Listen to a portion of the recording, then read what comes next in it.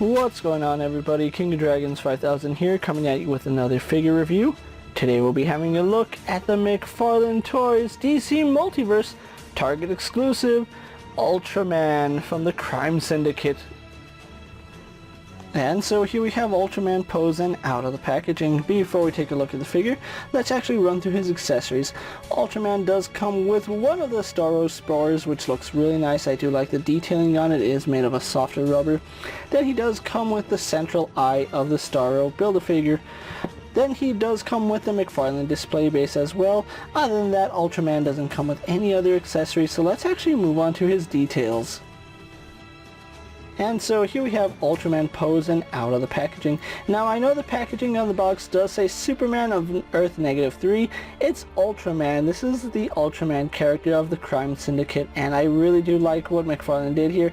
There's just some things that I don't really like, but some things I do like, so let's actually get into it. I'm not a fan of this head sculpt, but I'm going to be 100% honest. This looks too calm and collected to be Ultraman. On top of that, you can see that the paint between the face and the neck and even the hands don't really match one another. It looks like he has 3 different skin tones, and that is very annoying. Especially right here, it looks like he's just wearing makeup, a big orange foundation, which doesn't really look good on the figure. What they should have done is cast his head in flesh colored plastic and then added some subtle detailing to it, because what they did here is that they cast it in one color, painted over that color, and then it took away all the detailing that they sculpted on. It looks very, very flat, and I'm not a fan of that.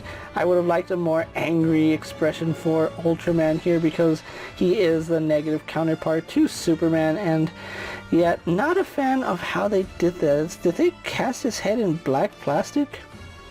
They might have cast his head in black plastic. I'm going to have to pop his head off to see what they did. But his hair is a separate piece, so I don't know why they would have had to cast it in black plastic. Very confusing on the head. It's an okay head. It's not the best head to have for Ultraman. Like I said, it looks very calm, and this isn't how Ultraman should be. He should be angry and very vicious looking. So having a look at the torso here, it is reusing some parts from the Rebirth Superman, but at the same time it has some new parts to it. For starters, he does have a brand new chest piece. Instead of having the S shield, we have the U shield, which is basically an upside down Superman emblem with a U in it, and it does look really nice. I like the yellow that they chose to go in here. Something I do like about this figure is the cape. They did a very good job with this cape. It does billow out very nicely, and it's a really nice shade of red. And one thing I do like is the shade of blue that they used for Ultraman. It's a very bright saturated blue, as it should be. Ultraman always has very saturated colors, and this is a very good job here. It looks very clean, very nice, to be quite honest. I do like the coloration. He is reusing the Superman Rebirth and the Bizarro torso that we've seen right here, so that's still reuse. If I can bring out the Rebirth Superman really fast, as you can see, he pretty much uses the same shoulder and possibly the biceps, but when it comes to the forearms, his forearms are actually bigger than Superman's, and I really do like that little detail. Actually, you know what? He might even have new biceps. I think he actually has new biceps. They look similar, but yeah, his biceps look bigger than Superman. So yeah, his arms do appear to be completely new parts, and I want to say even the legs. Yeah, so this man actually has a lot of nice new parts to it. I think the only real reuse, not even the fists are the same. His fists are much bigger than Superman's here. I think the only reuse they share between them is the abdomen piece. That looks like it's the only thing that they're sharing parts wise, but yeah, I wasn't expecting this to be as different as it is. I'm actually surprised that McFarlane sculpted a brand new figure for this. I'm just blown away. They didn't go the Mattel route and just reuse everything. He does have the silver ovals, not really a belt buckle that Ultraman is known for having. And like I said, it does have some panel lining here, because I thought it was reusing the Rebirth Superman body, but no, he actually has new arms, new legs, a new torso, and that's very cool. Even the cape is very different. It's not the Action Comics Superman cape.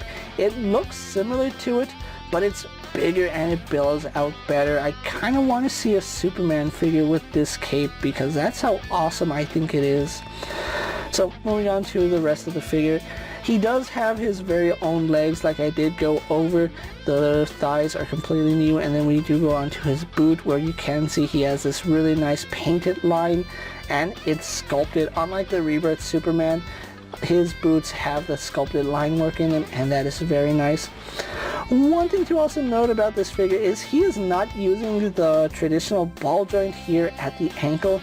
He is starting to use the new McFarlane style ball joint where it blends better into the sculpt, which I'm actually a fan of. They really did do a good job of making it look like one continuous sculpt while maintaining its articulation.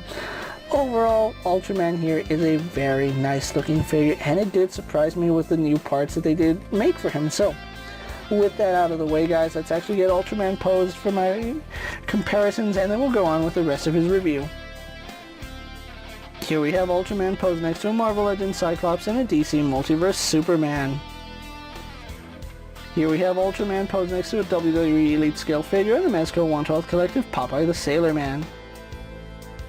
Here we have Ultraman posed next to a Lightning Collection White Ranger and a Star Wars Black Series Mandalorian. And for a final comparison, here we do have the McFarlane Ultraman posed next to the McFarlane Rebirth Superman and the McFarlane Action Comics Superman. So with the comparisons out of the way, guys, let's actually move on to Ultraman's articulation. Now, Ultraman does have a double ball joint in the head, which does let him look up quite a bit. He doesn't get too much downward movement, if any, but he does get some really good upwards, and that does work for flight poses. It does have some really nice head tilt, so that works nicely, and then it does rotate left and right. He does have a ball joint here at the shoulder, which does pivot up and down, as well as forward and back, so that works quite nicely. Then it does go all the way around, not at all hindered by his cape. Out to the side, no problem. We do have a bicep swivel, which works fine. Double bend here in the elbows, although mine is a little bit loose, as you can see, at least on the left arm. Here on the right arm, it's just the right amount of tension. I don't know why it's loose over here, but once you get to a certain point, it doesn't flop around. But yeah, double bend at the elbow, giving us some really good range. We do have a ball hinge here at the wrist, which does pivot forward and back, and then it does go all the way around really nicely there, and then it does rotate on that pin. We have a ball joint here at the torso, which does let him arch his back to about right there, crunch forward to about right there, so he does have some decent crunch going forward to the side nicely, and then rotates. Then we do have a second ball joint here at the waist, which does allow him to tilt even more, tilt back very nicely, and then he does have some surprising forward mobility on that, so I do like that, as well as rotation here at the waist. He also has hips that kick forward to about right there, they kick back to about right there, out to the side, no problem doing the splits. Does have a little bit of a thigh swivel. Then we do have a double bend here at the knee, working really nicely. We do have swivel here at the ankle, and that does hinge forward and back. It does have forward facing pin for a rocker ankle, and we can rotate that to give him a true rocker ankle. And then of course he does have a toe hinge. So overall, Ultraman here has some pretty good articulation. So with that out of the way, guys, let's actually get Ultraman posed for my final thoughts, and then we'll wrap up this review. And so here we have the McFarlane Toys DC Multiverse Ultraman pose for my final thoughts. And overall, I'm really fascinated by this figure. There's a lot of things to like about this figure. A lot of the times when companies make a figure like this, they would reuse parts. And like I said, the only reuse I can find is the abdomen piece that came from the infected Superman, which was later used for Bizarro, and the New 52 not New 52, but the Rebirth Superman. This actually does a really good job of utilizing new parts, and I am actually blown away that McFarlane went that route. I wasn't expecting a 90% new sculpted figure. I was expecting a lot of reuse, but Ultraman here has a lot of new parts, and a lot of them I do like. I do foresee McFarlane re-releasing this figure with a variant in the future with a different head sculpt. More than likely going to be a better head than this one, because this one is a little bit lackluster. I'm not really feeling this head sculpt. I'm probably going to put the Red Sun Superman head on this figure because I'm not a fan of how this head looks, and overall it does make the figure look bad when you have such a nice body and then the head is that terrible. Oh, it drives me crazy when companies release a figure with a really nice body, but then the head kills it, and this is one instance where the figure looks very nice with the exception of the head. If they had given him a more angry expression for his head, I would probably like this figure a lot more. But I do like the fact he comes with a Starro spore and it does attach to his chest really nicely. He is part of the Target exclusive Starro wave, or the Crime Syndicate wave, where we're going to build Starro. He does come with the central eye for Starro, and I can't wait to get that figure put together.